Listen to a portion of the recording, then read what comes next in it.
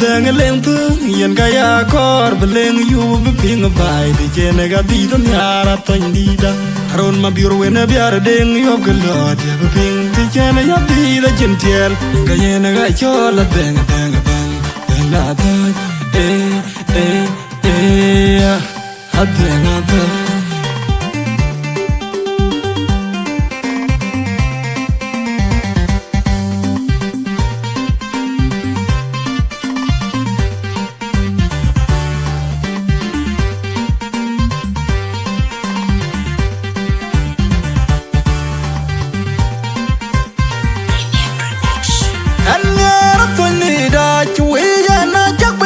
kuben jor be yaler juda gajagam ajagam tandi da chindi dulu mato je jang do ju kwana aku kul bial ga bai junu e galawa ga tanda kanyi ba ya to ye ton bi on jitung ga le jogen to kuiran en miara tandi da chui jana chobin ya kuben jor be yaler juda gajagam ajagam tandi da chindi dulu mato je jang do ju kwana aku kul bial ga bai junu e galawa ga tanda kanyi ba ya to ye ton bi on jitung ga le jogen to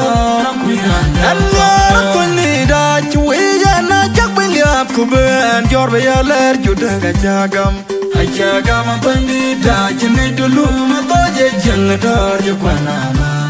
aku kul bial ga bai junu e galawa ga tanda kanyi ba ya to ye ton on jitung ga le jogen to kuiran iya ya tandi da achin nyam na ujale itumbo ku bai di da itumbo achin grete wai e yom yen ge wa ba ki ya to ga lam bu ye jen dai mona kunje nya ga yo na wa nya na atandi da achin nyam na ujale itumbo ku bai di da itumbo achin grete wai e yom yen ge wa ba ki ya to ga lam bu ye jen dai mona kunje nya ga yo na wa nya na undan dong bab ku din din wa je tel ku wa cheran man ku po di lu na loy kin gerde ku wali ku tin pa na tandi da wa ko ni cha unni jawrir ku bi mu lwal wa je tel ku wa cheran man ku po di lu na loy kin gerde ku wali ku tin pa na tandi da wa ko ni cha utai boron na kwin ni wa je tel ku wa cheran man ku po di lu na loy kin gerde ku wali ku tin pa na tandi da wa ko ni cha ai wa ga je na tandi da che na le wer jen da ko ya ngor pa na tanda padaran ko padaran ko choba padaran undan dong bab ku din din wa je tel ku wa cheran man ko po di lu na loy kin gerde ku wali ku tin pa na tandi da wa ko ni cha unni jawrir ku bi mu lwal wa je tel ku wa cheran man ko po di lu na loy kin gerde ku wali ku tin pa na tandi da wa ko ni cha utai boron na kwin ni wa je tel ku wa cheran man ko po di lu na loy kin gerde ku wali ku tin pa na tandi da wa ko ni cha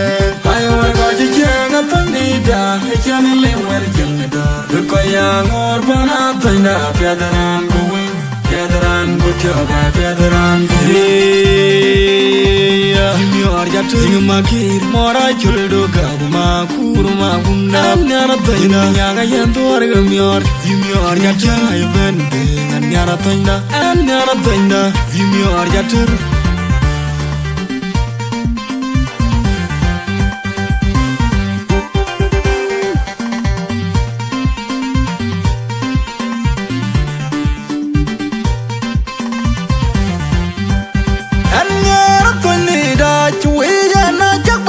kuben jor be yaler juda gajagam ajagam tandi da chinde dulu mato je jang do ju kwana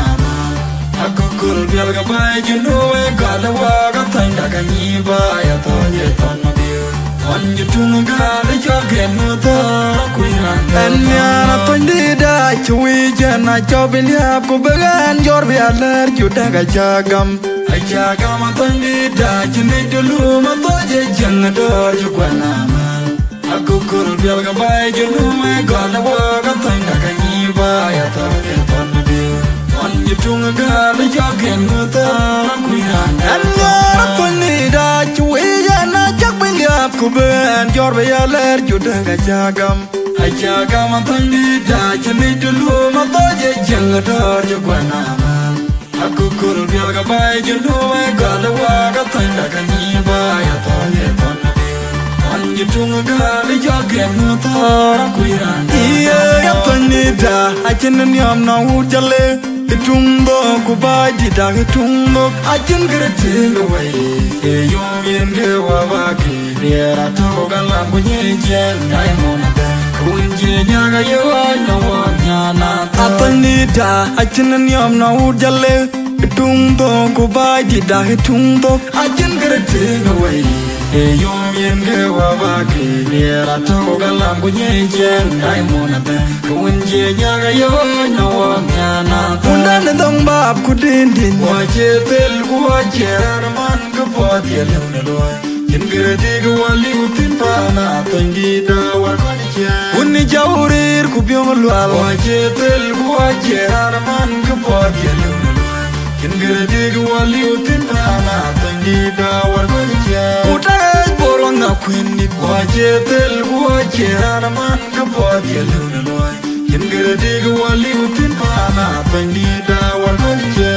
Aya warkonicha nga tangida Hechana lewer jengada Ruko yang orbana tangna Piadaran gowen Piadaran butyobe piadaran Undane dong bab kudindin Waje tel waje arman kapot ya lewna loy Jengere diga wali utin pana Tangida warkonicha Unni jaurir kubyong lual Waje tel waje arman kapot ya lewna loy Jengere diga wali utin pana Tangida warkonicha Uday borong na kwinit Waje tel waje arman kapot ya lewna loy Jengere diga wali utin pana Tangida warkonicha Aya warkonicha nga tangida